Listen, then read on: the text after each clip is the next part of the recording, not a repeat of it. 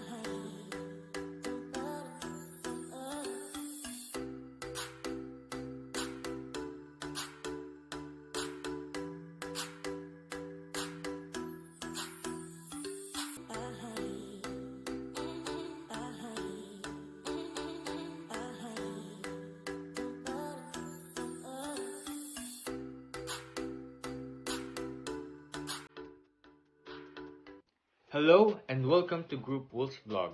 And in today's vlog, we are going to be explaining lesson 6, the topic comparison and contrast. Now, in order for me to introduce this lesson, I must get to my laptop. So, see ya and I'll be back.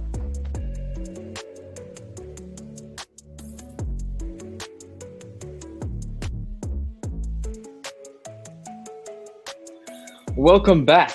As you can see, I'm now in my laptop, so I can now finally introduce our topic to you, which is comparison and contrast.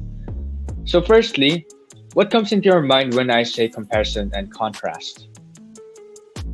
Hopefully, what you're thinking of refers to similarities and differences, because comparison means looking for the similarities between two different things, while contrast, on the other hand, looks for the differences between those two things.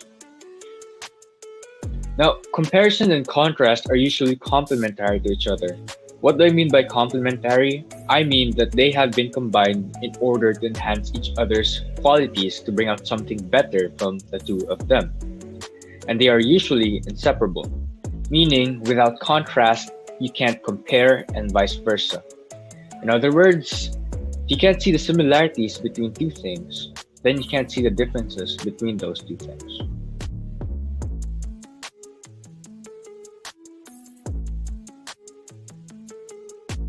Now, an example of comparison contrast will be that of the book that has a title of The Filipino Women, Cory and Leonor, Gabriel and Imelda by Carmen Guerrero Nakpil.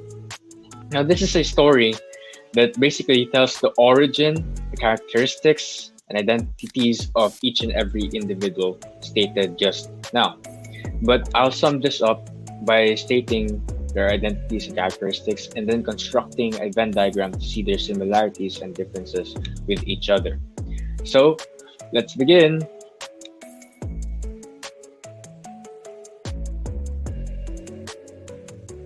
Now, let's start everything with Cory.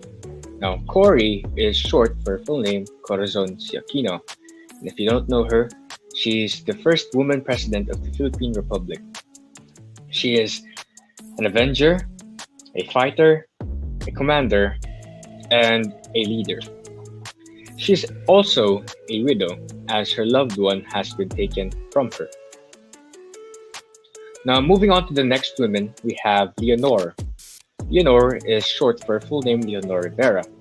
Leonor Rivera is a prototype for Maria Clara, the tear-stained little heroine of Rizal's novels No Limitang Hera and El Filipus Tersbo. And the book emphasizes that Leonor Rivera, by all accounts, is very middle class, extremely feminine, intensely sentimental, and a typical convent schoolgirl of La Concordia. Now, moving on, we have Gabriela, or Gabrielle. Now, Gabriela, according to the book or the records, states that she was a good looking and spirited lass who at 20 years old married a rich townsman many years her senior. When the townsman died, her husband, Gabriela became a much sought after, rich, young widow. She soon married the dashing peasant leader, Diego Silang, which is our hero. And after his death, shot in the back by a Spanish spy during the insurrection he organized to take advantage of the brief British occupation of Manila in the year 762, Gabriela, his wife, took up the war against Spain. Now here's the interesting statement that caught my eye as I read the story. It states here that she led an army of 2,000 men herself on horseback, but outnumbered and outfought, she was sadly defeated. From there on, Gabriela was captured and then later hanged on to death. It was sad to see that she was hanged after her efforts of trying to save our country. It's really sad, but completely admirable and absolutely astonishing. Now, and lastly, we have Imelda Marcos. It says here that she is a tall, beautiful, and talented woman. Imelda was one of 11 children of Gentile, a Spanish-speaking lawyer, and she is the least successful in a family of professionals and government officials. It states here that she's also flexible, a very hardworking woman, because she displayed an unbridled appetite for vainglory and became an overachiever who kept impossible workaholic hours. She built handsome sets of buildings all over the country and gave undoubted impetus to the fine and performing arts. And hence, everyone admires them. Now for the Venn diagram. So for the Venn diagram that I had constructed, I have divided the four people into two groups with two members. So this is what it looks like. So Gabriela and Cory are on the left side, while Leonor and Imelda are on the right side. For Gabriela and Cory, they are fighters, avengers, leaders, and commanders of the forces of light, while Leonor and Imelda, on the other hand, is submissive and flexible. Now, what are their similarities? Their similarities are their loved one has been taken away from them, they are admired, revered, analyzed, and occasionally reviled, and lastly, they are women and they are beautiful and talented. So these are the similarities and these are the differences between the two groups. So now that I have stated an example of comparison and contrast, we can now move on to how comparison and contrast is being used in an essay as a primary mode of paragraph development. Comparison and contrast. So, comparing and contrasting is an important skill in the academic writing. In comparing and contrasting, we take two or more objects and analyze the differences and similarities between them. So usually, writers opt to use comparison and contrast when wanting to do an unbiased discussion or attempt to persuade readers into believing particular perspectives about the world we live in. So many of you might wonder, what exactly is the importance of comparison and contrast? So let's take the introduction as an example. So imagine if we all had the same phones, the same brands, the same specs. And one day we all gathered around and we placed our phones beside each other. So for sure, it would be difficult for us to differentiate our own phones from each other. That is why we have comparison and contrast. It helps us differentiate many things from each other easier. So what is comparing? According to the freedictionary.com, to consider or describe as similar, equal, or analogous. Now, what is contrasting? So according to the freedictionary.com, it is to set in opposition in order to show or emphasize differences. To put it in simpler terms, to compare is to look for the similarities between multiple things, while for contrast, it does the opposite. It finds the differences among them. It may not seem like it, but we always compare and contrast various things. Doing so plays an important part in constructing arguments. Every essay has a thesis statement. This is the most crucial part of an essay because all of the topic sentences have to relate back to the thesis. The thesis statement tells the reader the main point of your essay. When you write a comparison and contrast essay, know that it is important to clarify the points of your comparison and contrast. Always consider of what you're trying to accomplish in the points you make. Hi everyone, my name is Luis and today we will talk about analogy. So what is analogy? Analogy is a common technique that writers use to demonstrate comparison and contrast. It tells beneath the surface difference of at least two subjects to expose unperceived and unsuspecting similarities and or differences. It is often used when a large foreign or abstract concept is compared with a much more tangible or more familiar term for readers to better understand the author's intended meaning.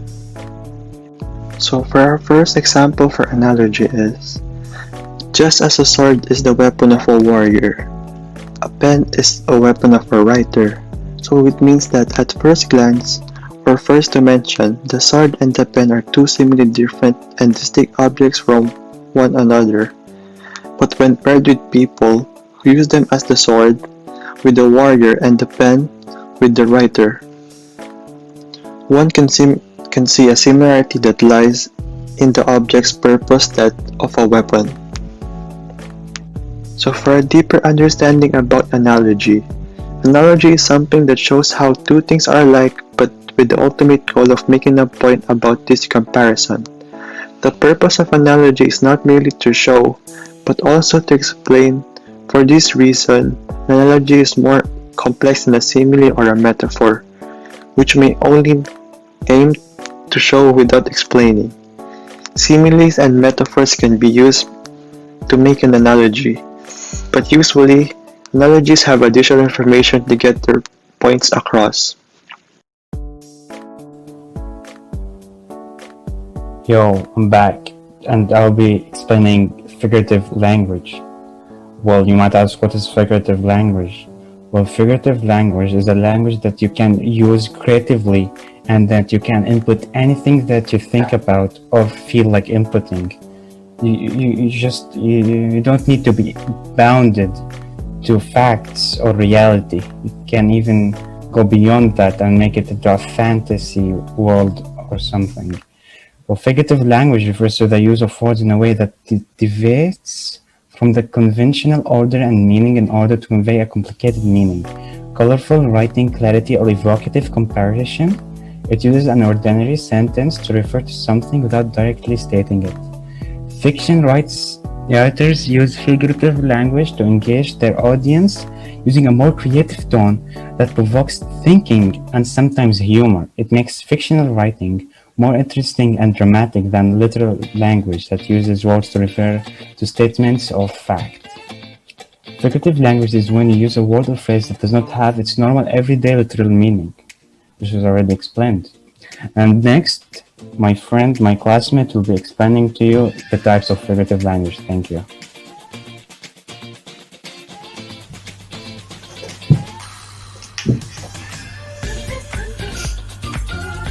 Hi, my name is Dil Opriasa and today I'm going to talk about the examples of figurative language. So other examples of figurative language are also excellent techniques to showcase how comparison and contrast is used. While this is usually seen in literary works such as novels, short stories, or poems, you can also use it in writing your essays. Some of these are simile, metaphor, oxymoron, and personification. First is simile. A simile is done when there is a direct comparison between or among objects. Expressions with similes are almost always done with the use of the words like and as. So the examples of simile are, she was a peasant girl like Joan of Arc, or your eyes are as bright as the stars in the night sky. Those sentences use like and as, so it's confirmed that is simile. Another is metaphor. Metaphor is very similar to simile, but the difference is that the metaphor doesn't use like or as. So a metaphor is done when there is an indirect comparison between or among objects. Example of it is that the first hammer blow in the railway has fallen on me, meaning in the example, Rizal's emotions of hurt and betrayal are being compared with the pain felt when struck with the hammer blow intended to build the railway. Another is time is gold, which means time is being described as having the same high value as gold. So that is metaphor. Another is oxymoron. An oxymoron happens when two seemingly opposite terms are juxtaposed next to or near each other in a single expression. Examples of this is dark light, act naturally, all alone, alone together, autopilot, and stuff like that. Where two opposite words are in the same sentence. And the last one is personification. Personification is done when non-humans, example like animals, inanimate objects, abstractions, are assigned human characteristics and or actions. Personification literally means the process of making something human. So examples are, love is blind, the sun is beating down on my back, time is a betrayer, a villain. Those are examples of personification. So in summary, writers do a creative approach in using comparison and contrast through the use of figurative language. Some examples are analogy, simile, metaphor, oxymoron, and personification. These add color and a deeper meaning to what the author is trying to point out in the given piece of writing. So that's it for the day. Thank you.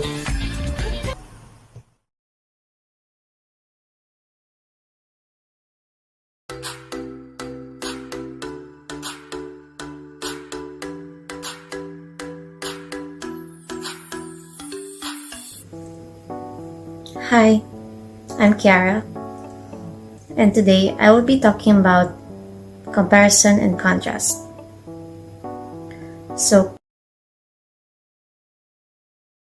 There you go, mga students! You have heard the different points of views of my students, and if you want to share your thoughts and opinions too, please comment down, and don't forget to click the notification bell in order for you to be updated if I have new videos. And don't forget to subscribe, because as I usually say, subscribe now, laugh and learn later. Once again, ito na naman inyong gurong vlogger ng Kuwait, guro sa umaga, YouTuber and live streamer paggabi. Saying God bless you all and always keep safe. Bye-bye!